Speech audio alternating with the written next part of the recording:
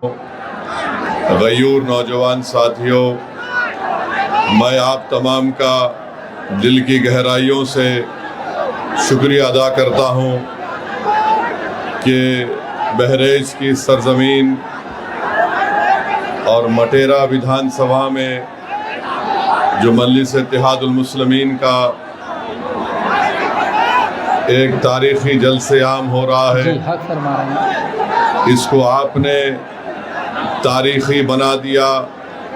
हज़ारों की तादाद में यहाँ पर शिरकत करके मैं आप तमाम का शुक्रिया अदा करता हूँ कि आपने अपना कीमती वक्त निकाल कर तकालीफ को बर्दाश्त किया और आज आप यहाँ पर जमा हुए हैं। आप तमाम का मैं अपनी जानिब से और मजलिस इत्तेहादुल मुस्लिमीन की जानिब से शुक्रिया अदा करता हूँ।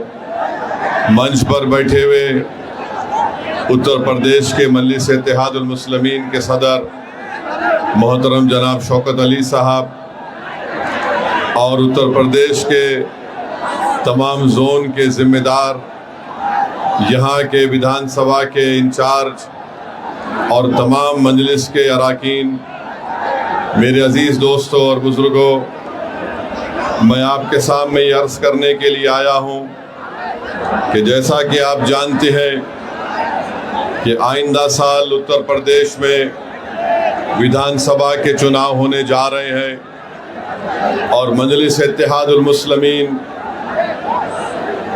हमेशा ये कोशिश करती आई है कि जहाँ पर कमज़ोरों की एक सियासी ताकत को मजबूत किया जाए। मेरी आपसे गुजारिश ये है कि आप जानते ये हैं कि अगर आप संविधान को पढ़ेंगे तो संविधान के दफ़ा 37 को अगर हम पढ़ेंगे और संविधान का जो पहला पन्ना है, पहला सफ़ा है, उसको अगर आप पढ़ेंगे तो उसमें लफ्ज़ इस्तेमाल हुआ इंसाफ का, जस्टिस का। अगर आप संविधान की दफ़ा 37 को पढ़ेंगे तो उसमें बात आई है सियासी इंसाफ की। इसी सियासी इंसाफ की लड़ाई असदुद्दीन ओवैसी और मजलिस इत्तेहादुल मुस्लिमीन लड़ रही है। अगर आप चाहते ये हैं कि ज़मीनी सतह से उत्तर प्रदेश में आपकी एक लीडरशिप बने, तो मेरी आप तमाम से गुजारिश है कि आने वाले विधानसभा में हम तमाम को मुत्तहिद होकर अपनी एक सियासी लीडरशिप को बनाना पड़ेगा। ये संविधान हमको इस बात की इजाज़त देता है, वो संविधान जिसको बाबा साहिब अम्बेडकर ने बनाया, और बाबा साहिब अम्बेडकर ने संविधान के पहले पन्ने पर इंसाफ को लिखा। बाबा साहिब ने संविधान की आर्टिकल 37 में उसका जिक्र किया। यही लड़ाई आज शौकत अली की क़ियादत में उत्तर प्रदेश में मजलिस इत्तेहादुल मुस्लिमीन बरसों से लड़ती आ रही है। मेरे अजीज़ दोस्तों और बुज़ुर्गों, मैं आपको ये बताना ज़रूरी समझता हूँ कि अगर हम समाजी और माशी इंसाफ को हासिल करना चाहते हैं तो पहले सियासी इंसाफ होना चाहिए।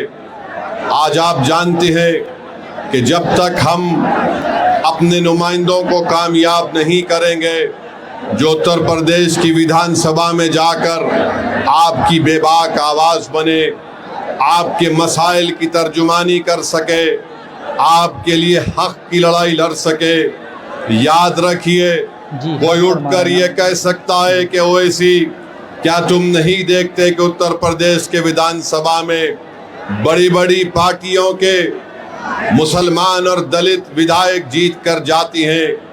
मेरे अजीज दोस्तों और बुजुर्गों, मुझे यहाँ पर मान्यवर कांशीराम याद आते हैं। जब कांशीराम साहब से भी ये सवाल किया गया था तो मान्यवर कांशीराम ने कहा था ये जीत के जरूर जाती हैं मगर ये चमचों का रोल अदा करते हैं। तो मैं आपसे अपील कर रहा हूँ कि आप मुत्तहिदा तौर पर अपने वोट का सही इस्तेमाल अपनी एक सियासी लीडरशिप को मजबूत करने के लिए कीजिए।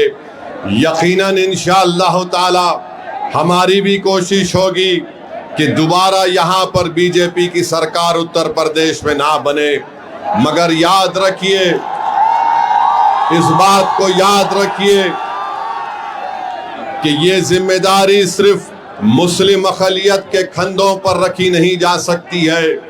अगर कोई बीजेपी को रोकना चाहता है, अगर कोई दोबारा बीजेपी को सत्ता में आने को रोकने की ये कोशिश करता है, तो मैं यहाँ पर खड़े होकर कह रहा हूँ कि मजलिस इत्तेहादुल मुस्लिमीन उनका साथ देने के लिए तैयार है। अगर इज्जत के साथ बातचीत होगी, हिस्सेदारी की बातचीत होगी, तो मजलिस और ओवैसी तैयार है। मगर अगर तुम बीजेपी को रोकने के नाम पर मुझसे और मटेरा की जनता से कहोगे कि तुमको दरी बिछाना पड़ेगा, अब दरी नहीं बिछाई जाएगी, अब हिस्सेदारी और बराबरी की लड़ाई होगी इंशाअल्लाह ताला। तो मेरे अजीज दोस्तों और बुजुर्गों, आप जानते हैं कि बीजेपी की सरकार में चाहे उत्तर प्रदेश हो या जिस किसी भी भारत का स्टेट हो जहां पर बीजेपी की सरकार है, हम वहां पर देखते हैं कि बुलडोजर से किसका घर तोड़ा जाता है। हम जानते हैं कि किसके किस्मत में एनकाउंटर लिखी हुई है। हम जानते हैं कि किस समुदाय के नौजवानों की जवानी को जेल में डालकर बर्बाद कर दिया जा रहा है। हम जानते हैं कि अगर कोई नौजवान बच्चे कश्ती पर रोजा खोलते हैं तो उनको 40 दिन जेल में गुजारना पड़ता है। मेरे अजीज दोस्तों और बुजुर्गों, यही नाइंसाफी के खिलाफ मजलिस और ओवैसी लड़ती है। इसीलिए आज हम पर इल्जाम लगा दिया जाता है। अरे इल्जाम लगाने वालों, तुम जितना इल्जाम लगा सकते लगा लो, मगर हम अपनी लड़ाई से पीछे हटने वाले नहीं हैं। जब तक भारत का संविधान जिसको बाबा साहिब अम्बेडकर ने लिखा, उस संविधान में जो बाबा साहिब अम्बेडकर ने जिन बातों का जिक्र किया कि पॉलिटिकल जस्टिस को हासिल करना है, इंशाअल्लाह ताला असदुद्दीन ओवैसी की जिंदगी जब तक अल्लाह मुझे जिंदा रखेगा, हम इस लड़ाई को जारी रखेंगे।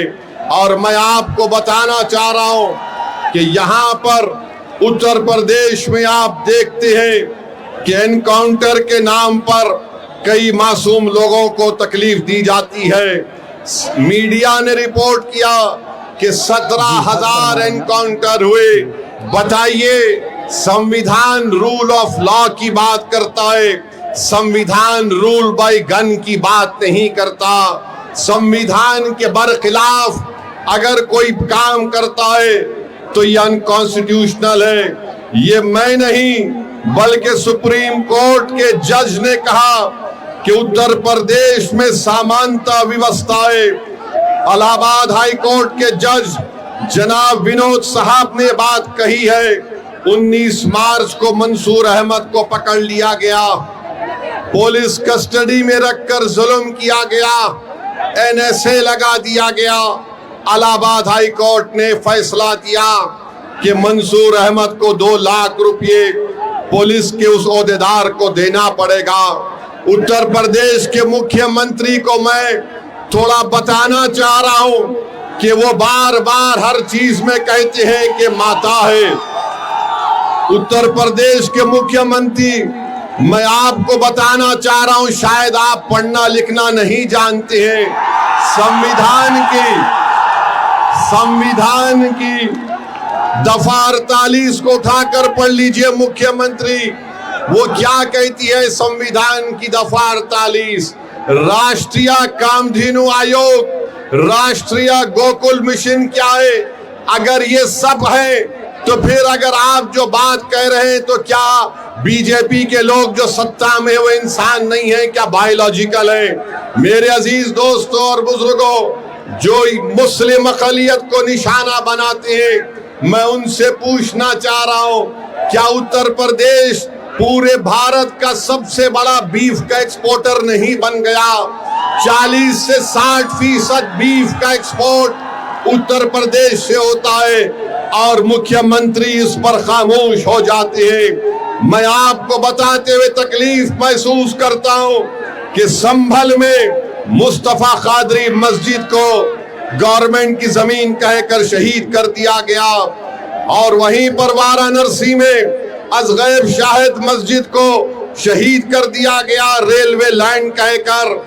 और उत्तर प्रदेश में संभल की मस्जिद को जब तोड़ दिया गया तो मस्जिद से पुलिस ने बताया कि वहां से पोस्टर निकले जिस पर लिखा हुआ था आई लव मोहम्मद। मैं बताना चाह रहा हूं कि दुनिया के जितने मुसलमान हैं उन तमाम का ईमान यह है कि हम मोहम्मद सल्लल्लाहु अलैहि वसल्लम से मोहब्बत करने वाले हैं। हमारा ईमान ही मुकम्मल नहीं होता जब तक हम मोहम्मद सल्लल्लाहु अलैहि वसल्लम से मोहब्बत नहीं करते हैं। अगर कोई उत्तर प्रदेश की सरकार ये समझ रही है कि पोस्टर दिखाकर आई लव मोहम्मद के दिखाकर आप उत्तर प्रदेश या भारत के मुसलमानों से मोहम्मद सल्लल्लाहु अलैहि वसल्लम की मोहब्बत को कम कर सकते, हम मर जाएंगे मगर हमारे मरते वक्त भी हमारी जबान पर होगा अशहदु अल्ला इलाहा इल्लल्लाह व अशहदु अन्ना मुहम्मद रसूलुल्लाह। अरे पोस्टर दिखाने से मोहब्बत कम नहीं होगी। तुमने हम पर एक बहुत बड़ा एहसान कर दिया। जिन पुलिस के ओहदेदारों ने मोहम्मद आई लव मोहम्मद का पोस्टर दिखा दिया, हम पुकार कर कहेंगे कि अल्लाह तू गवाह और शाहिद रहना कि हमारे तेरे घर से हमने तेरे हबीब मोहम्मद सल्लल्लाहु अलैहि वसल्लम के मोहब्बत का जिक्र किया। अरे क्या करना चाहते हो तुम लोग? भारत के संविधान में आर्टिकल 25 है, फ्रीडम ऑफ रिलीजन है, मुझे अपने मजहब पर चलने की आजादी है। और शेख मुजद्दिद अल फैतानी रहमतुल्लाह अलैह ने कहा था कि मैं मुसलमान इसलिए हूँ क्योंकि मोहम्मद रसूलुल्लाह सल्लल्लाहु अलैहि वसल्लम ने मुझे इस्लाम सिखाया। तो ये जुल्म हो रहा है मेरे अजीज दोस्तों और बुजुर्गों, मेरे अजीज दोस्तों और बुजुर्गों। फिर आप जानते हैं कि आए दिन कहीं ना कहीं वाकयात होते हैं। मैंने 2 दिन पहले उत्तर प्रदेश के मुख्यमंत्री का एक वीडियो देखा जिसमें उत्तर प्रदेश के मुख्यमंत्री ने कहा कि बेटी सबकी होती है, चाहे किसी समाजवादी पार्टी के नेता की क्यों ना हो। हम उत्तर प्रदेश के मुख्यमंत्री से कहना चाह रहे, अगर समाजवादी पार्टी के नेता की बेटी को आप बेटी समझते हैं तो मुजफ्फरनगर कांड में ऐसे कई मुस्लिम महिलाओं की रेप हुआ था, अस्मत रेजी हुई थी, बलात्कार हुआ था। क्या उत्तर प्रदेश के मुख्यमंत्री उन 6 मुस्लिम महिलाओं को जिनको अभी तक इंसाफ नहीं मिला, क्या उनको अपनी बेटी समझकर वो उनको इंसाफ दिलाएंगे? इसका जवाब उत्तर प्रदेश के मुख्यमंत्री को देना पड़ेगा। और फिर मैनपुरी में मई की 20 तारीख को वारिस अली को कत्ल कर दिया गया। वारिस अली की बेटी स्वाहिदा उत्तर प्रदेश के मुख्यमंत्री से कह रही है कि मुझसे इंसाफ करो। देखना यह है कि क्या उत्तर प्रदेश के मुख्यमंत्री इंसाफ करेंगे या नहीं करेंगे। मेरे अजीज दोस्तों और बुजुर्गों, मुझ पर इल्जाम लगा दिया जाता है। आज हम आपकी इस मुबारक सरजमीन को आ रहे थे, ये बहादुरों की सरजमीन है बहरेच और मटेरा। तो ये समाजवादी पार्टी के लोग ये कहना शुरू कर दिए कि असदुद्दीन ओवैसी आएगा तो भाजपा को फायदा होगा। बताओ अखिलेश यादव, बिहार में तुमने अपने 5 सांसद को भिजाया था कि ओवैसी ना जीत पाए। तुम्हारे 5 सांसद सीमांचल किशनगंज में आकर 15 दिन बैठ गए, रोज मीडिया से बात करते, रोज गांव-गांव जाकर जनता को बताते, मगर नतीजा क्या निकला? जिन 4 विधायक को अखिलेश यादव के भाई तेजस्वी यादव ने मंजलिस से तोड़ लिया था। सीमांचल की जनता को लाखों सलाम, उन्होंने अखिलेश यादव की इस नापाक मंसूबे को नाकाम कर दिया और मंजलिस के 5 विधायक को दोबारा कामयाब कर दिया। हम यहां पर आ रहे और फिर शुरू हो गए बी टीम है। अरे सुन लो समाजवादी पार्टी के तमाम जिम्मेदारों, बताओ बंगाल को तुम गए थे अखिलेश दीदी की मदद करने के लिए और वहां पर लाइन लगाकर बीजेपी में शामिल हो रहे, तो क्या मैं आयतल कुर्सी पर कर उन पर फूका था कि तुम जाओ बीजेपी में? बेशर्मी की हद कर दिए। अरे कल तक जो कहते थे कि दिल में मदीना आंख में काबा, और बाबा बंगाल जाकर बोले कि बंगाल को काबा की जमीन नहीं बनने देंगे। अब बाबा के साथ बैठकर जिसने कहा था कि दिल में मदीना आंख में काबा, दोनों बैठकर चाय पी रहे हैं, दोनों बैठकर चाय पी रहे और गाली किसको दे रहे हो? ओवैसी को। अरे मैं जानता था ये तमाम के तमाम कठपुतलियां हैं बीजेपी आरएसएस के। एक हवा के झोंके में तमाम के तमाम ने सर झुका दिया और बीजेपी में चले गए। अरे तुमने हमारे विधायक को तोड़ा, बिहार में हम दोबारा जीत कर आए। मैं उत्तर प्रदेश की जनता से अपील कर रहा हूं, बहरेच और मटेरा की जनता से अपील कर रहा हूं, आप मजलिस का साथ दीजिए। हम मर जाना पसंद करेंगे मगर अपने ईमान को और आपकी मोहब्बत का सौदा नहीं करेंगे फिरका परस्त आरएसएस की ताकतों के सामने। इल्जाम हम पर लगाया जाता है मगर कारनामे कोई और करता है। बताओ अखिलेश यादव जो ममता बनर्जी के 20 MP चले गए, क्यों गए वो? उनको कोई कुछ नहीं बोलता। और असदुद्दीन ओवैसी आपके हक के लिए, आपकी सियासी लीडरशिप के लिए आ रहा है, तो इन सबको डर लगता है। डरना पड़ेगा तुमको, आप डरना पड़ेगा, क्योंकि ये नौजवान अब जाग चुका है। इन नौजवानों ने ठान ली है कि इंशाअल्लाह ताला अब के बार उत्तर प्रदेश में इनके इत्तेहाद का एक इनकलाब बर्पा होगा। इनके इत्तेहाद से इनकी लीडरशिप पैदा होगी, इनकी मेहनत से इंशाअल्लाह ताला आपके नुमाइंदे उत्तर प्रदेश के विधानसभा में जाएंगे। और समाजवादी पार्टी के ये जो लोग हैं पिछले 20-25 साल से यहाँ पर यासिर शाह और उनकी फैमिली को आपने बड़ी वफादारी के साथ वोट दिया है। बताइए उन्होंने बहरेच और मटेरे में क्या काम किया? कुछ काम नहीं किया। आपने वफादारी से वोट दिया मगर इन्होंने कहीं पर भी एक अस्पताल नहीं बनाया। क्या मटेरा की विधानसभा में हमारी बेटियों का कॉलेज है? क्या मटेरा में अस्पताल है? क्या मटेरा विधानसभा में जो इलाके बुलबुल नवाज, मंगलपुरवा, गगड़ा, नरसिंगा डब्बा, यहाँ पर कोई रोड है या एम्बुलेंस चल सकती है? क्या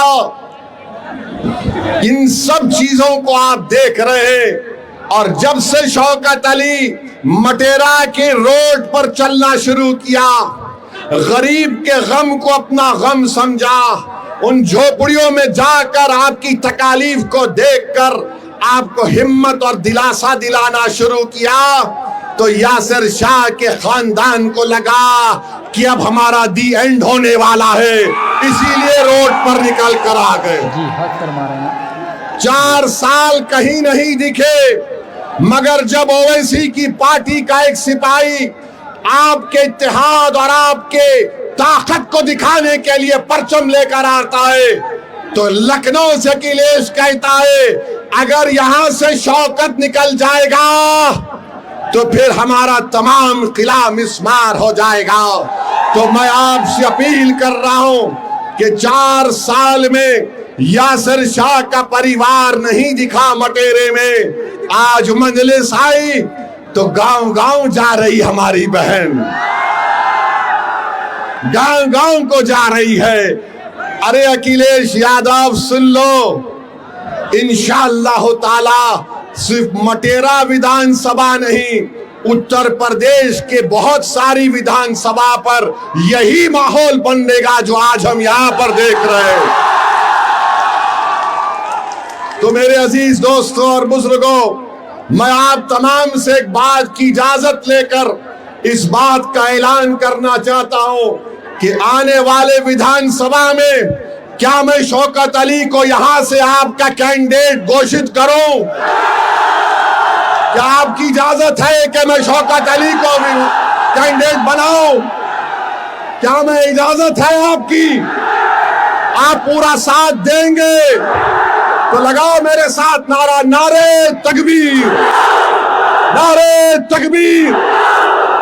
आप तमाम की इजाजत की बुनियाद पर मैं जनाब शौकत अली को मटेरा विधानसभा पे के लिए मजलिस का उम्मीदवार का ऐलान करता हूं। अल्लाह उनको कामयाब और कामरान करे, अल्लाह उनको कामयाब और कामरान करे। और आपकी आवाज बनकर शौकत जाएगा, जब आप पुकारेंगे खादिम के तौर पर आएगा। यासिर शाह में गुरूर और तकब्बुर है। यासिर शाह ये समझता है कि मालिक है, मालिक तुम हो, शौकत तुम्हारा खादिम रहेगा इंशाअल्लाह ताला। अब मालिक का दौर नहीं चलेगा, अब खादिम की खिदमत चलेगी इंशाअल्लाह ताला। तो मेरे अजीज दोस्तों और बुजुर्गों, अगर मैं भारत के प्रधानमंत्री को कुछ ना बोलूं तो बाबा भी नाराज हो जाएंगे, अखिलेश भी नाराज हो जाएंगे। मैं इन दोनों को नाराज नहीं करना चाहता हूं। हम भारत के प्रधानमंत्री कहते हैं कि भारत विश्व गुरु बन गया,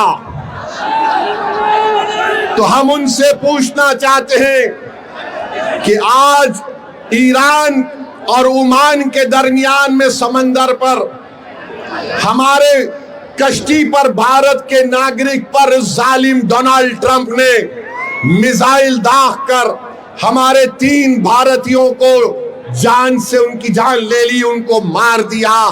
भारत के प्रधानमंत्री, आपकी जबान पर डोनाल्ड ट्रंप का नाम क्यों नहीं आता बताओ? 3 भारत के नागरिक मारे गए और हम डोनाल्ड ट्रंप ने जो हरकत की, मिसाइल मारकर हमारे 3 भारत के नागरिक को मार दिया, उसके नरेंद्र मोदी उसकी मजम्मत नहीं करते हैं। अरे एनकाउंटर करो, मारो मुल्ला को, दाढ़ी पकड़कर मारते हैं, घर में घुसते हैं, मदरसों को तोड़ते हैं। अरे तुम कैसे बहादुर हो, तुम तो बुज़दिल हो, बुज़दिल हो। 3 भारत के नागरिक मारे गए और 133 करोड़ जनता का प्रधानमंत्री उसका कंडेम तक नहीं कर सकता। और अफसोस की बात यह है कि एक हमारे सीफेरर की लाश, एक हमारे सीफेरर की लाश 2 दिन से वहां पर रखी हुई है। उस कश्ती का कैप्टन वीडियो बनाकर हम तमाम से अपील कर रहा है कि बताओ इस देश के प्रधानमंत्री को इसकी लाश कम से कम उसके घर को पहुंचा दो, इसके घर को पहुंचा दो। बताओ मेरे अजीज दोस्तों और बुजुर्गों, सिर्फ ताकत आजमाते हैं मजलूमों पर, कमजोरों पर, मगर ट्रंप क्या तुम्हारे पप्पा है? एक जालिम है वो। ट्रंप पर कुछ नहीं बोला जाता। ऐसा लगता है कि मोदी जी से जब बोलेंगे अरे ट्रंप को बोलो, ट्रंप ही और नेतन्याहू ने मिलकर इस जंग का आगाज किया है। मेरे अजीज दोस्तों और बुजुर्गों, बहरहाल आप देख रहे हैं कि नरेंद्र मोदी के प्रधानमंत्री को बनकर 12 साल हो चुके हैं। कीमती आसमानों को छू रही है, गरीबों के गैस के सिलेंडर कम कर दिए गए, आज हम कर्जों में डूब रहे हैं। बहरहाल मेरे अजीज दोस्तों और बुजुर्गों, मैं यही चंद बातें आपके पास रखने के लिए आया हूं और इंशाअल्लाह ताला आता रहूंगा। यहां से आपकी इजाजत पर, आपकी मंजूरी पर हमने शौकत अली को अपना कैंडिडेट का ऐलान किया और मैं आपसे वादा कर रहा हूं कि इंशाअल्लाह ताला मटेरे में, बहरेच में और पूरे उत्तर प्रदेश में हम अपनी इत्तेहाद की ताकत पर पूरा गेम बदल देंगे, पूरा गेम बदल देंगे इंशाअल्लाह ताला। और अपने सेल फोन की लाइट खोल कर दिखा दो कि अब के बार उत्तर प्रदेश में मजलिस का परचम लहराएगा इंशाअल्लाह ताला। पूरी सेल फोन की लाइट खोल कर बता दो, सारे उत्तर प्रदेश और भारत को मालूम हो जाए कि बुलडोजर से नहीं डरने वाले, एनकाउंटर से नहीं डरने वाले, आई लव मोहम्मद बोलने से नहीं डरने वाले हम तमाम हैं। नारे तकबीर, अस्सलाम वालेकुम व रहमतुल्लाहि व बरकातहू। देखिए आपने असदुद्दीन ओवैसी साहब की पूरी वीडियो आपको कैसी लगी, और हाँ अगर अच्छी लगी हो तो एक प्यारा सा कमेंट कीजिए और इस वीडियो को ज़्यादा से ज़्यादा शेयर कीजिए। इंशाअल्लाह ताला ऐसी वीडियो और ऐसी अपडेट और असदुद्दीन ओवैसी साहब की जो भी फ़ैन हैं वो इस वीडियो को देखकर शेयर ज़रूर करते हैं, तो इसीलिए इस वीडियो को शेयर कीजिए और